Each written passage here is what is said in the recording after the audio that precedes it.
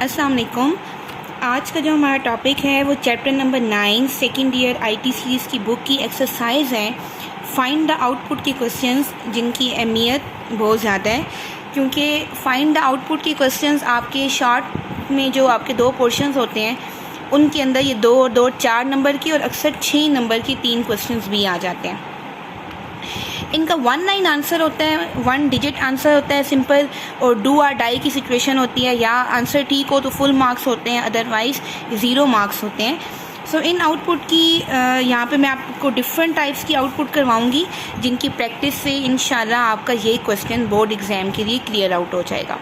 So first of all chapter number 9 exercise का ये first question है। यहाँ पे एक इंटीजर है जिसकी डेटा टाइप क्या है, इंटीजर, और उसकी वैल्यू क्या है 10। सो इस लाइन से यहाँ पे मैं लाइन बाय लाइन सॉल्यूशन कर रही हूँ। आपने पेपर में लाइन बाय लाइन नहीं करना होता, आपने पेपर में ये सारा काम रफ में अपने पास करके रख लेना होता है, और सिर्फ आंसर कैसे लिखना है वो मैं आपको नीचे बताऊँगी। यहाँ पे आप देखिए नम एक वेरिएबल है जिसकी वैल्यू क्या है 10। अगला स्टेप देखें, नम प्लस इक्वल्स टू 5, इसको हम कंपाउंड असाइनमेंट ऑपरेटर कहते हैं, जिसको हम तोड़ के कैसे लिखते हैं, नम इक्वल्स टू नम प्लस 5। सो इस इक्वेशन में वैल्यू पुट करें जो कि 10 है। नम की वैल्यू 10 है, 10 प्लस 5, तो नम की वैल्यू इस लाइन के बाद क्या हो जाएगी 15। मेक श्योर कि नम एक वेरिएबल है जिसकी वैल्यू एग्जीक्यूशन के दौरान तब्दील हो सकती है। सो अब उसकी प्रीवियस वैल्यू नहीं रही, उसकी वैल्यू अपडेट होकर 15 हो गई है। यहीं पे इशू होता है कि स्टूडेंट प्रीवियस वैल्यू पिक कर देते हैं। There is num minus equals to 2, तो अब इस इक्वेशन को कैसे लिखेंगे, num equals to num minus 2, और नम क्या हो चुका है, नम 15 हो चुके हैं। सो 15 माइनस 2 इज़ इक्वल्स टू 13। सो नम की वैल्यू 13 हो गई है। ये जो इक्वेशन है इसको तोड़ के हम कैसे लिखेंगे, num equals to num multiply by 3, जिसकी वजह से नम की वैल्यू 13 है और 13 को 3 से मल्टीप्लाई करने पे 39 आंसर है। इन शॉर्ट इस पूरे क्वेश्चन को करने के बाद जो फाइनल वैल्यू मिलती है वो नम की 39 मिलती है। लेकिन क्या आप देखें कि आउटपुट में आपके पास कोई भी टेक्स्ट नज़र आ रहा है? आउटपुट में आपने सिर्फ वही बात दिखानी है जो कि आपको प्रिंट एफ के अंदर नज़र आती है, इससे ज़्यादा आपने कोई चीज़ नहीं दिखानी। सो सिंपल आप एक बॉक्स बना लें और उस बॉक्स के बाहर हेडिंग दे दें आउटपुट की। अंदर आपने ऐसा नहीं लिखना आंसर इज़, आउटपुट इज़, क्योंकि अंदर आउटपुट बॉक्स में आपने वही बात लिखनी है जो प्रिंट एफ के अंदर नज़र आ रही हो। प्रिंट एफ में आपको क्या नज़र आ रहा है, परसेंटेज डी, और परसेंटेज डी एक स्पेसिफायर है जिसकी अपनी वैल्यू नज़र नहीं आती बल्कि जिसकी वेरिएबल की वैल्यू नज़र आती है, और इसको वेरिएबल क्या मिल रहा है, नम, और नम में क्या पड़ा है 39। आफ्टर ऑल कैलकुलेशन नम में 39 पड़ा है। सो सिर्फ और सिर्फ 39 प्रिंट होगा और कुछ भी साथ में टेक्स्ट प्रिंट नहीं होगा, क्योंकि कोई टेक्स्ट यहाँ पे नज़र नहीं आ रहा। तो सिंपल आपने आउटपुट का डब्बा बना के नीचे 39 लिख देना है, और ये 39 कैसे आया है हम देख चुके हैं। Now next part. इस पार्ट में पोस्ट फिक्स और प्री फिक्स ऑपरेटर का फ़र्क है, जिसका लेक्चर में ऑलरेडी डिटेल से अपलोड कर भी चुकी हूँ। लेकिन अब आप इसमें देखें कि यहाँ पे आपके पास x की वैल्यू क्या है 3, प्रिंट एफ परसेंटेज डी को क्या मिल रहा है x, परसेंटेज डी को क्या मिल रहा है x में क्या पड़ा है 3, तो सिंपल बात है स्क्रीन पे क्या प्रिंट हो जाएगा 3। सबसे पहले अगली लाइन यानी x की वैल्यू प्रिंट हो गई। अगली लाइन में आप आएँ, इस लाइन को आपने गौर से समझना है कि इस लाइन में आपके पास वो कह रहा है प्रिंट एफ परसेंटेज डी, और परसेंटेज डी को मिल रहा है x plus plus. x plus plus और प्लस प्लस x अगर सिंगल वैल्यू के साथ काम कर रहे हो तो उन पे फ़र्क नहीं पड़ता, लेकिन अगर वो 2 के साथ फ़र्क पड़ रहे हो तो मैंने कंप्लीट एक स्टेप के साथ लेक्चर अपलोड किया हुआ है कि ये कैसे काम करते हैं। लेकिन अब यहाँ पे दोबारा देखें, it is post fix, it is not a pre fix, it is post fix. और पोस्ट फिक्स में ये रूल होता है कि पहले वेरिएबल की वैल्यू असाइन हो जाती है और बाद में उसमें एक इंक्रीमेंट होता है। सो x की वैल्यू 3 है, पहले 3 असाइन हो जाएगा, असाइन होने की वजह से वो स्क्रीन पे प्रिंट हो जाएगा, और बाद में x में 1 जमा होगा, और x में जब बाद में जमा होगा तो अब 3 से x की वैल्यू 4 हो जाएगी।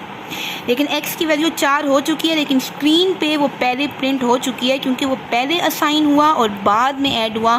पोस्ट फिक्स इसी तरह काम करता है कि वो पहले क्या करता है, आपके पास वैल्यू को असाइन कर देता है, और जैसे कि a is equals to b plus plus, तो पहले b की वैल्यू असाइन हो जाती है और बाद में इंक्रीमेंट होता है। यहाँ पे भी परसेंटेज डी ए की तरह ही है, जिसमें पहले वैल्यू असाइन हो जाएगी और बाद में ऐड होगा, लेकिन ऐड होने से उसकी वैल्यू 4 हो चुकी है। नाउ लुक दैट, ये जो इक्वेशन है इसमें लिखा हुआ है percentage D plus plus x, it is prefix. और प्रीफिक्स का रूल क्या होता है कि पहले एक ऐड हो जाता है और बाद में असाइन होता है। सो एक्स में पहले ऐड होगा, अब एक्स 3 नहीं है, एक्स पिछली इक्वेशन की वजह से 4 हो चुके हैं।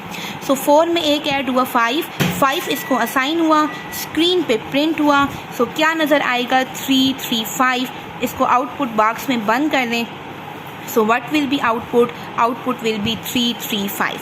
तो ठीक है, ये सारा काम आपने एक्स्ट्रा अपने पास कर लेना है और सिर्फ यहाँ पे आउटपुट में सिर्फ ये शो करवाना है बॉक्स के अंदर।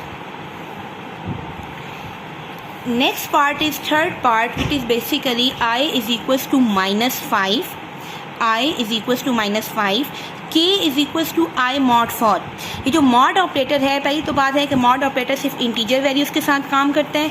सेकंड बात है कि मॉड ऑपरेटर नेगेटिव ऑपरेटर के साथ कैसे काम करता है, इसके लिए भी मैं एक कंप्लीट लेक्चर अपने चैनल पे अपलोड कर चुकी हूँ, जिसमें हर स्टेप पे वेरिफिकेशन है कि किस how mod operator works with negative values.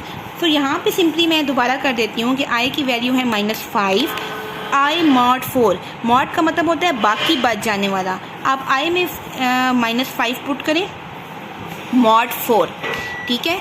इसका मतलब है 2 सेकंड के लिए माइनस को भूलें, माइनस का रूल हम बाद में देखते हैं। 5 को अंदर रखें और 4 को बाहर रखें। 4 1s are 4, 5 में से 4 निकले 1। So what will be remainder, जो कि बाकी बच जाता है, जो कि 1 है। लेकिन यहाँ पे आप देखें कि ये -5 mod 4 था, और मॉड के अंदर ये रूल होता है कि जो भी साइन आपका नोमिनेटर का साइन है, जो भी साइन आपका नोमिनेटर का साइन है, वही साइन आपने पुट करना होता है। सो सिंपली मैं यहाँ पे -1 मॉड पुट करूँगी। अब देखें प्रिंट क्या हो रहा है, प्रिंट एफ परसेंटेज डी को क्या मिलेगा, के में क्या पड़ा है -1, कैलकुलेशन के बाद -1 आया। So simple answer is -1। इसमें और मज़ीद कुछ भी आपने मेंशन नहीं करना। Now next part is fourth part. इसमें सबसे पहले देखें, सबसे पहले क्या है, i इक्वल्स टू 3, तो i को 3 की वैल्यू दे दें। सेकेंड लाइन पे लिखा हुआ है j equals to i plus plus. सो j equals to i plus plus का क्या मतलब आपके पास होता है कि it is postfix. I again and again said कि मैं इस पर कंप्लीट एक लेक्चर अपलोड कर चुकी हूँ, आप देख सकते हैं। लेकिन i प्लस प्लस से i की जो वैल्यू है, क्योंकि ये पोस्ट फिक्स है और पोस्ट फिक्स में ये रूल होता है कि पहले आपके पास इक्वल का साइन आ रहा है, सो पहले i की वैल्यू j को असाइन हो जाएगी और बाद में उसमें एक एडिशन होगा। सो i की वैल्यू क्या है 3 किसको असाइन हो गया, j को। इस इक्वेशन के बाद j 3 हो गया और i में एक ऐड होने से i 4 हो गया, लेकिन i में बाद में ऐड हुआ है, पहले j को असाइन हो गया। अब i की वैल्यू 3 नहीं रही, i की वैल्यू 4 हो गई है। नाउ थर्ड इक्वेशन क्या है, k equals two plus plus i is a prefix. और प्रीफिक्स का रूल होता है कि पहले उसमें एक का इंक्रीमेंट होता है और बाद में असाइन होता है। सो पहले i में एक का इंक्रीमेंट होगा, इसमें नहीं, इसमें क्योंकि i ऑलरेडी 4 हो चुके हैं। 4 में एक ऐड होगा तो i की वैल्यू क्या हो जाएगी 5, और उसके बाद ये k को असाइन होगा, क्योंकि ये प्रीफिक्स है। प्रीफिक्स में पहले ऐड होता है, बाद में असाइन होता है। पोस्ट फिक्स में पहले असाइन होता है, बाद में ऐड होता है। सो यहाँ पे i की वैल्यू भी 5 हो जाएगी और k की भी। तो इस सारी कैलकुलेशन के बाद आप देखें j की वैल्यू 3 है, k की वैल्यू 5 है, i की वैल्यू फाइनली क्या मिल चुकी है 5। सो आप देखें प्रिंट क्या होगा, आउटपुट सिंपल इस तरह बनाना है। पहले परसेंटेज डी को मिल रहा है 3 दफ़ा परसेंटेज डी है और 3 डेफिनेटली वेरिएबल भी होंगे। पहला पहले को असाइन होता है, दूसरा दूसरे को, तीसरा तीसरे को। सो परसेंटेज डी किसको असाइन हो गया, i को। i में क्या पड़ा है 5, आंसर इज़ 5। दूसरा परसेंटेज डी किसको असाइन हो गया, j को। j में क्या पड़ा है 3, आंसर इज़ 3। और तीसरा परसेंटेज डी किसको असाइन होगा, k को, और k में क्या पड़ा है 5, तो answer is 5। So simply 5 3 5 is your answer. Now comes to word fifth part. In fifth part there is a variable जिसका वैल्यू क्या है 6 नंबर, और एक दूसरा वेरिएबल है x जिसकी फ़िलहाल वैल्यू क्या है 0। As they both are variable और इनकी वैल्यू चेंज हो सकती है।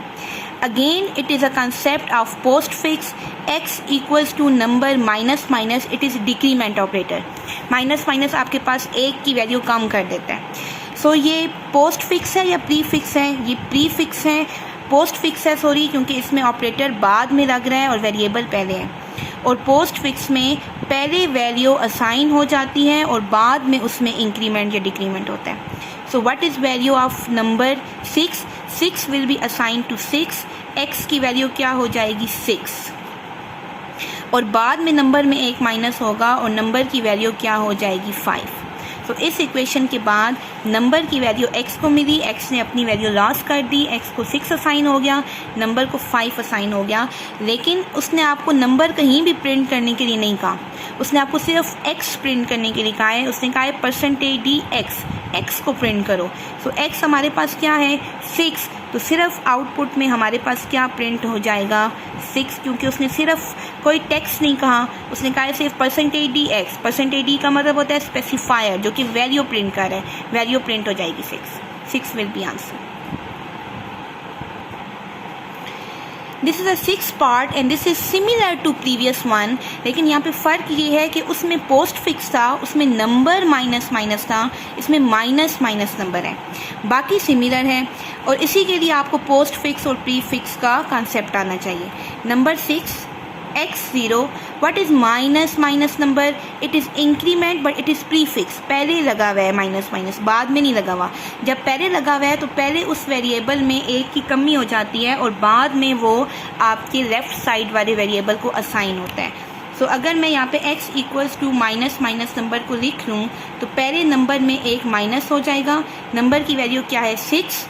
नंबर की वैल्यू इस स्टेप के बाद हो जाएगी 5, क्योंकि माइनस माइनस से एक की कमी आएगी और अब ये x को असाइन भी हो जाएगा. सो नंबर भी 5 हो जाएगा और x भी 5 हो जाएगा. लेकिन अगेन प्रीवियस वन की तरह इसमें कहीं भी नंबर प्रिंट आउट करने के लिए नहीं कहा गया, सिर्फ x प्रिंट आउट करने के लिए कहा गया है. सो %d को एक ही %d है, प्रिंट क्या हो रहा है? x में क्या पड़ा है? 5. सो स्क्रीन पे प्रिंट हो जाएगा 5. इस लेक्चर में मैंने सिर्फ 6 आउटपुट एक्सप्लेन किए हैं. आई होप कि आपको समझ आई होगी. नेक्स्ट लेक्चर में इंशाल्लाह मैं रिमेनिंग आउटपुट के सारा कॉन्सेप्ट्स भी आपको क्लियर कर दूँगी.